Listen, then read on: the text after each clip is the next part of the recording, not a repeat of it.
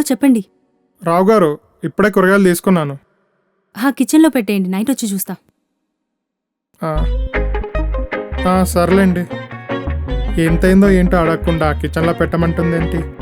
ఈ 150 కూడా ఎలా అడుగుతాం?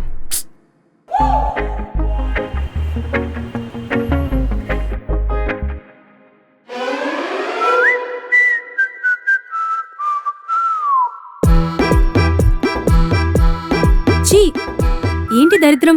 తుఫాను కొట్టుకొచ్చిన గుడ్డ ముక్కల్లా ఎక్కడ పడితే అక్కడ ఉన్నాయి.